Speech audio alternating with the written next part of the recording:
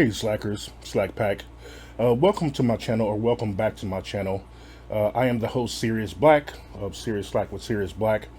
And today I thought it was time to add to another one of my segments called Serious Stories. And that's just where I come on here and tell you stories about my life, things that are, funny, things that have happened to me, or just, you know, just stuff about my life.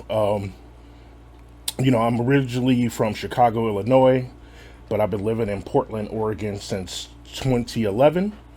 And I've just seen a lot of things in my life. I've had a lot of different careers and stuff like that.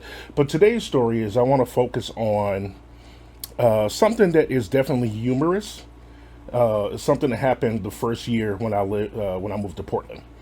And so, for those of you that don't know, I am married. I've been with my wife now for many years. But when we first moved to Portland, it wasn't what I expected. I had been born and raised in Chicago my entire life, and then I just took a chance. I did nothing about Portland really. I just did a little bit of research, and then we just came here. I didn't come here knowing anybody, had no job, nothing. I just wanted something different. But as adventurous as I am, I think I was still very much on edge the first year that I was here, or the first few years, not being familiar with my surroundings. And that's kind of what this story is about. It is funny, but I do want to talk about some things afterwards. So here's what happened. So we're in our little crappy apartment in Portland, over on the southeast side, almost near Gresham area, for those of you that are around here and know where that is. And I wouldn't say that I'm a jumpy person, but growing up in Chicago, I did, learn to be a little guarded, because I've seen some things, and been in some things. But anyway, so one day I'm in the kitchen, and it's like midday, and I'm just like making a sandwich or something, and my cat's in the kitchen with me, just watching me, and I'm just now finishing up the sandwich. I've got the plate ready, chips, all that, and I thought that my wife was in the bedroom doing stuff, and I don't know what came over me, but I got this sense that something or someone was behind me. And I was standing like this, I had the sandwich here, and I'm putting the finishing touches on it, and I don't know, I kind of turned this way, and when I felt the presence over here on my left, I don't know why I did this, uh, but the guardedness came out in me, and as she was walking up to get something off the counter, I turned slightly and just went, "I see you, motherfucker," to my wife. And so, and actually, the way I said it right now was nicer than I said it back then. So imagine her surprise when her husband just out and says that to her. And she just went, "Whoa, hold up."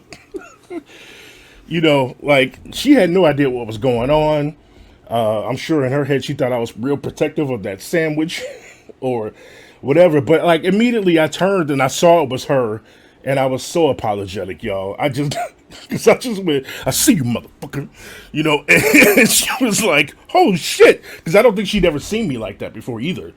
Because I had no reason to be like Chicago Sean around her too many times, and yeah, she was like, but here's the thing, we laughed it off immediately because I was like, "Oh shit, babe, I'm so sorry. My apologies. I didn't." She's like, "I'm the only other person in the house. What did you?" But like, that's not how I operate. Like, I don't know if anybody else gets like that or has reacted like that in certain situations. Like, I'm actually kind of a jumpy dude, and it's become a kind of a joke thing here in Portland, because there have been several times where I've almost assaulted my friends in my house because I didn't know they were in there. I don't know. I don't think that's just a me thing, but that is how I react. So I'm putting it out there. But yeah, I did that to her, And we still laugh about it today. Like, it's become a joke around the house and with our friends and a lot of people that know this story, because it was just so out there that just didn't make any sense. Um, but yeah, she was taken aback, and we laughed about it immediately. And I hugged her and I said I'm sorry and stuff like that, and we joke about it. And you know, here's the thing: I didn't think about this until maybe a couple years ago. I started thinking about all the times where I have been not jumpy, but just guarded like that. I'm always watching my surroundings, and I don't know if it's a Chicago thing or if it's a black folks thing, but I sit with my back, you know, to a wall. I'm always got eyesight on a doorway, things like that. And then when I started to like really put it together, I realized that this is a trauma response. You know, like I never thought about it growing up, but I think that black folks or Chicago folks or both or combined or whatever are just kind of raised that way, where we always just gotta keep our head on swivel. Just always looking out for who's in the room. I clock every exit when I walk in, and you don't get that kind of behavior unless you've been through some shit. And I think I've been through some shit, and I just know that I think I'm telling the story because I think a lot of other people will be able to identify with this. Uh, I don't. It's humorous, but at the same time, it's like it made me a little sad that like I don't ever feel like I can trust my surroundings, even with my loved ones in the room. So that's something for me to unpack. That's something for me to look into. Like my best friend could be like right next to me, and honestly, he has it too. We've walked in the house at the same time from different entrances and had a standoff one time. And actually, this happened last week. He came in through the front. I came through the back. I didn't know he was home yet. He didn't know I was downstairs. And we walked into the kitchen area simultaneously and just kind of stopped. It was like, who is this? And I was ready to. And he was like, man, I had the same feel. I was ready to get you. And I'm like, okay. And I don't really know what to make of it. I'm trying to contend with my feelings of it right now. Again, which is why I'm telling the story. Also, why I started this channel.